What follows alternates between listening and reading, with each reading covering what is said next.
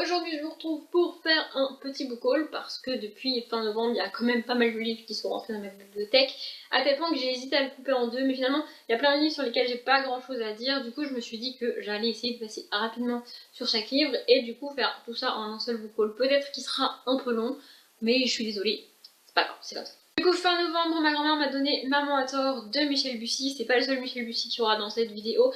Je ne sais pas de quoi ça parle, mais comme d'habitude, c'est un grand auteur de thriller policier. Je ne sais pas dans quelle catégorie il va exactement, mais je vais au moins essayer de le lire. Donc du coup, comme ma grand-mère me les donne, bah je les garde. En 2018, j'ai décidé d'essayer de lire un thriller par mois. Sans compter Maxime Chatham parce que sinon ce serait trop facile de lire un Maxime Chatham par mois. Voilà, de découvrir un nouvel auteur de thriller par mois. C'est pas enfin, c'est un genre que j'ai envie de découvrir, même si jusqu'à présent ça a été majoritairement des échecs.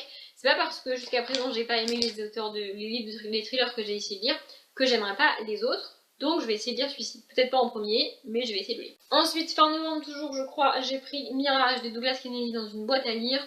Douglas Kennedy, c'est un auteur que la Audrey de 15-16 ans lisait beaucoup et aimait beaucoup. Aujourd'hui, je ne sais plus ce que j'ai lu de lui ou pas, mais c'est un petit peu de ce que je me souviens, c'est un petit peu le masculin de Daniel Steele, des histoires contemporaines avec des personnages assez sympas qui abordent parfois des sujets difficiles ou des trucs qui te font réfléchir, mais ça reste léger, ça reste facile à lire. Donc je me suis dit pourquoi pas, il était dans la boîte, il était en parfait état plus ou moins, et il n'était pas complètement défoncé. Donc voilà, je ne sais pas quand je lirai, mais je vais essayer de le lire. C'est pas non plus le seul de Douglas Kennedy qu'il y aura dans ce book. Ensuite, ma grand-mère, toujours tout début décembre, je crois, elle m'a donné La vie en son royaume de Christian Signol. C'est un auteur que je veux découvrir depuis très longtemps, mais à chaque fois que je vois ses livres en magasin d'occasion, la plupart du temps, je sais pas pourquoi, je ne les achète pas. Voilà, mais là, ma grand-mère me l'a donné, il est pas super long, c'est du grand format, c'est écrit gros, ça devrait se lire vite. Le problème du grand format, c'est que c'est pas facilement transportable et que chez moi, je lis pas beaucoup. Donc ça va être compliqué de le lire, mais je vais essayer de trouver un moment de le lire. Je garantis pas de le lire en cette année, mais je vais lire. Ensuite, autour du 10-12 décembre, je crois, quelque part par là, j'ai mangé avec mes grands-parents et ma grand-mère m'a de nouveau donné plein de livres. Alors ma grand-mère lit beaucoup, d'habitude je récupère pas tous les livres qu'elle me donne, je fais un tri et je récupère que certains livres, mais là je les ai tous pris parce qu'ils m'intéressent tous pour des raisons différentes. Voilà. Donc le premier c'est L'inconnu du quai de Marie Kubica. Je sais plus de quoi il parle, mais je me rappelle que je l'ai vu passer pas mal de fois sur YouTube. Du coup, quand ma grand-mère me l'a donné, je me suis dit pourquoi pas. Pour être franche, je l'aurais pas acheté, c'est sûr. Mais vu qu'il m'est tombé dans les bras tout seul, je me dis que pourquoi pas. C'est dans la collection noire, donc je suppose que ça va être genre un truc thriller ou un truc qui est censé me faire flipper. Moi je suis pas très réceptive au flippage, en fait je flippe pas comme il faudrait que je flippe, mais bon, c'est pas grave. Je vais essayer de le lire. Celui-là c'est pas du tout une priorité, mais il est là. Elle m'a aussi donné La fille du loup de Barbara Wood. Je commence à avoir une jolie petite collection de Barbara Wood. Va falloir que je me mette à lire du Barbara Wood pour déterminer si oui ou non j'aime et je les garde et je les lirai tous, ou si ça le fait pas et je les garde pas. Parce que là il commence à prendre beaucoup de place, donc je pense que janvier ou février je vais essayer d'en lire un, histoire de déterminer si ça me plaît ou pas et s'il y a des chances que je puisse les lire tous ou pas, parce que pour l'instant je les garde tous sans avoir essayé d'en lire un. Du coup voilà, là on est en 54 après Jésus-Christ, donc ça m'a l'air d'être un truc historique. Je pense que Barbara Wood écrit à plusieurs époques différentes. Elle écrit pas du contemporain, enfin pas majoritairement en tout cas, d'après ce que j'ai dans ma bibliothèque. Donc voilà, je n'ai toujours pas lu du Barbara Wood, mais ça ne saurait tarder. Promis. J'ai aussi eu cet instant-là de Douglas Kennedy, donc voilà, c'est pour Douglas Kennedy. En fait, j'ai décidé d'essayer de me remettre à Douglas Kennedy parce que j'aimais ça quand j'étais ado. Donc je me dis que peut-être en étant adulte, j'aimerais aussi. Je ne sais pas, on verra bien. C'est une belle brique celui-ci quand même, mais c'est un poche, du coup il est plus facilement transportable, il fait presque 700 pages, mais il est malgré tout plus facilement transportable, et puis c'est un dos coloré, et j'aime bien quand les livres sont colorés. Voilà, mais je sais pas de quoi ça parle. Ah, ça parle d'un écrivain, ah bah ça a l'air cool. Voilà, je découvre en même temps. Et aussi, j'ai lu N'oubliez jamais de Michel Bussy. Donc voilà, c'est le deuxième Michel Bussy. Je ne sais pas de quoi ça parle, je ne veux pas savoir de quoi ça parle. Je pense que ma grand-mère aime beaucoup et je pense que je risque d'en avoir régulièrement du Michel Bussy, un peu comme Barbara Wood. Donc je pense qu'il faudrait que je me décide à en lire rapidement, histoire de déterminer si oui ou non j'aime et si oui ou non je continue de garder les livres qu'elle me donne de lui ou pas. Ça serait bien, plutôt que de le laisser encombrer ma palle, comme fait Barbara Wood actuellement. Début décembre, j'ai été dans plusieurs magasins d'occasion pour m'acheter des livres parce que j'allais pas très bien et que quand je vais pas très bien, je m'achète des livres. Je vous en ai déjà parlé dans un ABC lecture quand je vous ai parlé de Carnage de Maxime Chatham. Dans le prochain DVD de lecture, il y aura 4 livres que j'ai achetés ce jour-là aussi, et dans celui d'après encore un. Ce jour-là, j'ai acheté 7 livres, je crois, 6 ou 7 livres, et il me reste à vous présenter en book haul que Les Secrets de Timney d'Agatha Christie, parce que tous les autres, je les ai lus, donc c'était des achats raisonnés. Je sais pas de quoi ça parle, mais je pense que je vais le lire rapidement. Peut-être courant janvier ou début février, parce que j'aime beaucoup Agatha Christie et ça se lit toujours rapidement, toujours facilement. Et jusqu'à présent, le seul livre d'elle qui m'a déçu, c'est le recueil de nouvelles d'Hercule Poirot. Et c'est parce que c'était pas assez développé. Donc les romans, il y a peu de chances qu'ils me déçoivent. Le dernier que j'ai lu d'elle m'a énormément plu, mais je vous en parle dans le prochain avec lecture et je parlerai de celui-ci rapidement, je pense. Après ça, fin décembre, il y a eu Noël, évidemment. Ma grand-mère d'habitude nous donne de l'argent à mes sœurs et à moi parce qu'elle dit qu'on est grande et qu'elle ne sait pas quoi nous acheter. Mais là, je sais pas pourquoi, elle avait envie de nous offrir vraiment un truc physique, des cadeaux en fait. Du coup, moi ça change rien en fait. Qu'elle me donne l'argent et que je m'achète les livres avec ou qu'elle m'achète les livres, ça revient au même pour moi. Du coup, j'ai passé ma petite commande et le number one que je voulais impérativement, c'est Heartless de Marissa Meyer.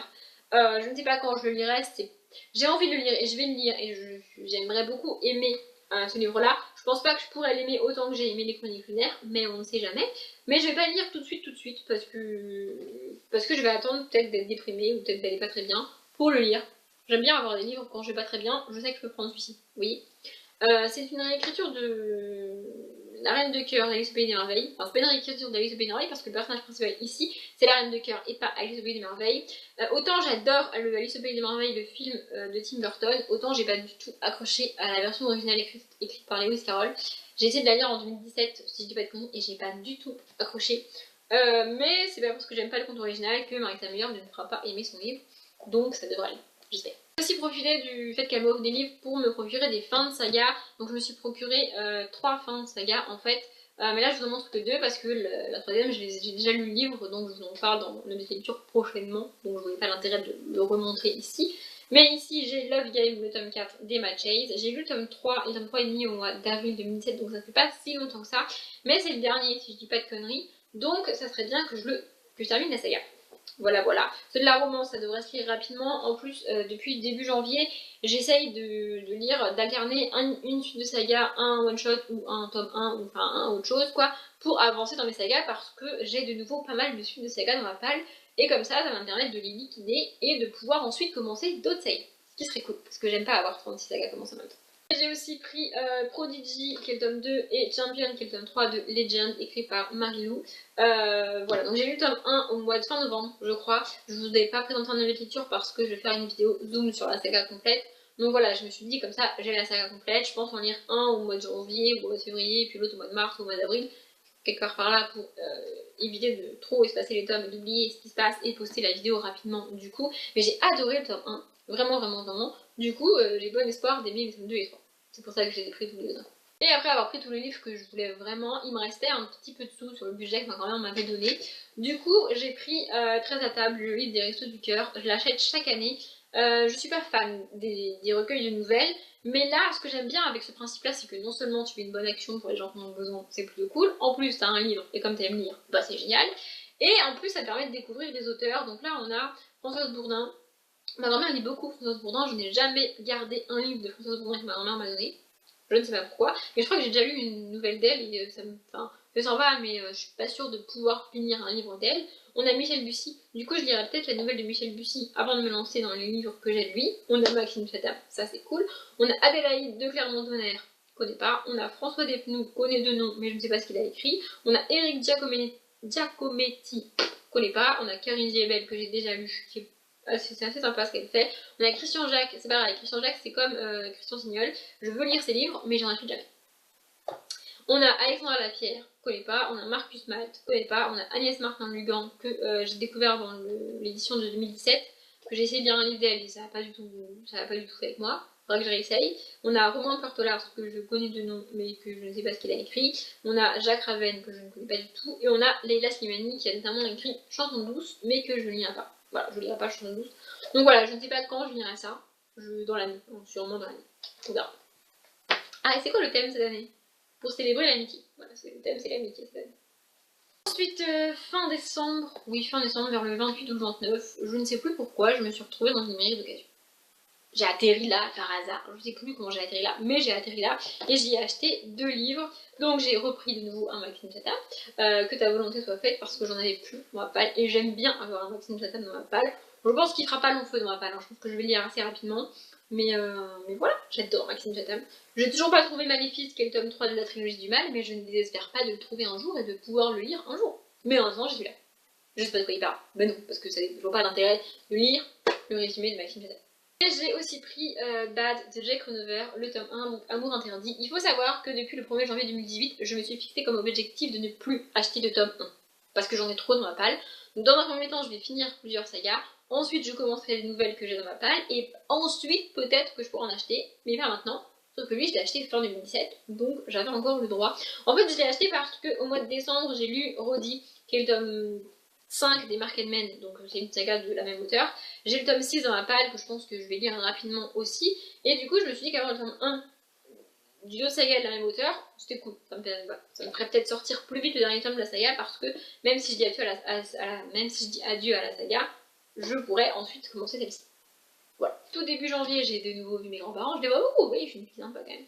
Et ma grand-mère m'a donné l'honneur de Preston de Mia Sheridan. Donc elle l'a eu à Noël et elle l'a déjà lu. Voilà. Ma grand-mère, elle a pas de palle en fait. Ma grand-mère, elle achète, elle lit, elle achète, elle lit.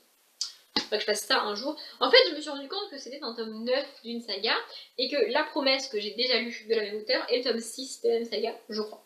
Du coup, ça me perturbe un peu d'avoir lu un tome 6 sans avoir lu les tomes d'avant, mais en même temps, quand j'ai lu La Promesse, je me suis pas rendu compte que c'était un tome en fait. Vous voyez, ça m'a pas dérangé. Du coup, je ne sais pas si je lis celui-ci sans lire ceux d'avant ou si je lis ceux d'avant avant. Mais j'ai tellement de livres à lire dans ma palle que je pense que je peux me permettre de le mettre de côté et de lire autre chose et de commencer la saga par le tome 1. Vous voyez, on verra. Donc c'est chez Hugo, donc c'est là, évidemment. Et enfin, tout début janvier, le 2 ou 3 janvier, je ne sais plus, je peux plus m'empêcher d'aller acheter des livres. Encore. Ouais, je sais jamais bien, mais c'est les 2 derniers, promis. Donc j'ai acheté les tomes 2 et 3 de Félicité Hadcock. Donc le tome 2 c'est Les anges ont la dent dure, et le tome 3 c'est Les anges sont de mauvais poils. C'est écrit par Sophie Jomain. J'ai lu le tome 1 il y a un petit moment maintenant, je ne sais même plus quel mois, mais en 2017 c'est sûr. Et je voulais continuer la saga et j'étais très contente de trouver les tomes suivants.